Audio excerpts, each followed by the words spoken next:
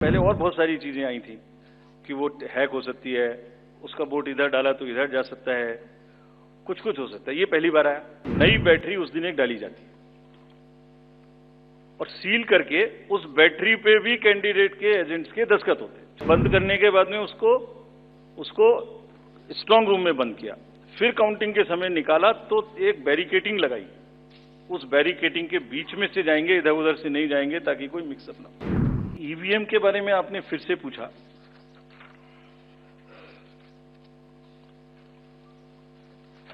बहुत बार मैं बता चुका हूं आपको, थोड़ा समय लगेगा तो फिर से बता देता हूं। 6 महीने लगभग 5-6 महीने फर्स्ट एफएलसी शुरू होती है ईवीएम की। मैं 2 बात बता रहा हूं, बस मोटी सी 2 बात, बाकी सब आपको मालूम है। वो टेम्पर नहीं हो सकती, उसमें कोई कनेक्शन नहीं हो सकता। अभी लोग पूछते हैं जब पेजर से उड़ा देते हैं तो ईवीएम को कैसे हैक नहीं कर सकते, ये भी पूछते हैं। जब कोई किसी कंट्री में पेजर से उड़ा दिया तो ईवीएम हैक हो जाएगी। अरे भाई, पेजर कनेक्टेड होता है, ईवीएम कनेक्टेड नहीं होती। एनीवे, 2 बात मोटी मैं आपको बताता हूं, बहुत मोटी।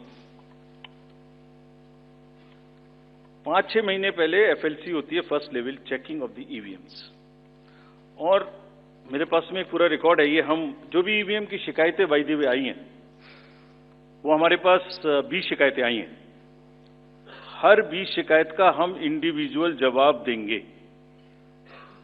Fact bye fact. सो इसमें कोई डाउट नहीं है। We will convey to each candidate to assure, this is our duty. Actually हमारी ड्यूटी है कि अगर कैंडिडेट ये पूछ रहे हैं कि आप बताइए, तो हम उन्हें बताएंगे, निश्चित रूप से बताएंगे, लिख के बताएंगे, पूरा डिटेल्ड बताएंगे और जल्दी ही बताएंगे।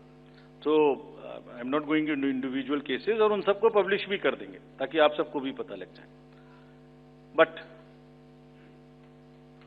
First level checking, randomisation, second randomisation, storage में रखना, स्टोरेज से बाहर निकालना, कमीशनिंग करना, कमीशनिंग के बाद वापिस स्टोरेज में रखना, फिर उसको पोलिंग डिस्पर्सल के दिन ले जाना, फिर उसको बूथ पे पहुंचाना, बूथ पे पूरा दिन वोटिंग कराना, फिर सील करना, फिर वापस स्टोरेज में रखना, फिर काउंटिंग के दिन निकालना, फिर पूरे दिन दिखाना। इसमें हर समय पर पॉलिटिकल पार्टी या उस कैंडिडेट या उसका एजेंट मौजूद रहते हैं। जब मशीन में कमीशनिंग होती है उस दिन उसमें बैटरी डाली जाती है। पहले आया था, पहले और बहुत सारी चीजें आई थी कि वो हैक हो सकती है, उसका वोट इधर डाला तो इधर जा सकता है, कुछ कुछ हो सकता है। ये पहली बार आया। अब हम ये भी सोच रहे हैं कि इससे अगला क्या आएगा, हम नहीं समझ पा रहे इससे अगला क्या आएगा, बट लगता है अगला भी कुछ आएगा, रुकेगा नहीं। मतलब कितनी बार। एनीवे, कमीशनिंग बहुत जरूरी है समझना। वोटिंग से करीब 5 या 6 दिन पहले कमीशनिंग होती है। 5-6 दिन पहले उस दिन मशीन में सिंबल पड़ते हैं। तो अब मशीन में अभी तक नई बैटरी उस दिन एक डाली जाती है और सील करके उस बैटरी पे भी कैंडिडेट के एजेंट्स के दस्तखत होते हैं। छोड़िए, मशीन पे तो होंगे ही होंगे, हमें भी नहीं पता, हमने भी पता नहीं कब बनाया था ये नियम, हमारे काम आ रहा है अभी कि वो बैटरी पर भी एजेंट के दस्तखत हो।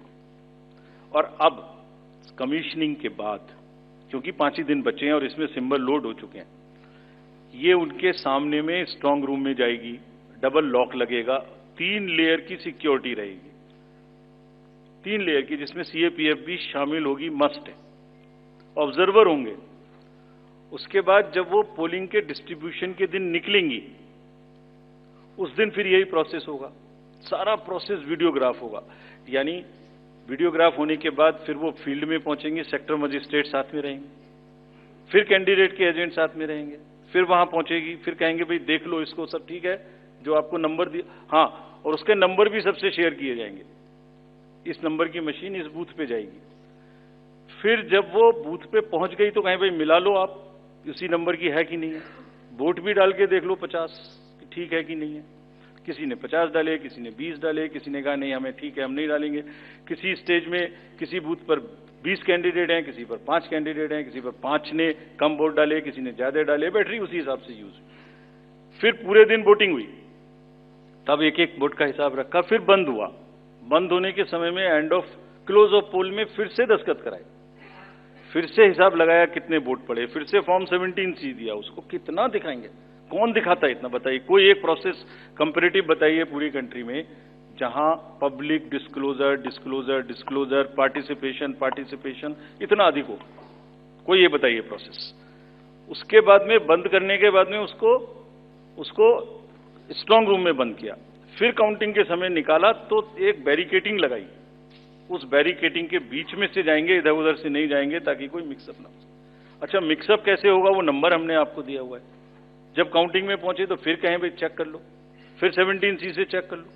Round wise round this is happening and there is a provision for objecting to any of the issue relating to this at any stage, which has not happened. So हम individual जिसने वो बिल्कुल safe है, बिल्कुल robust है।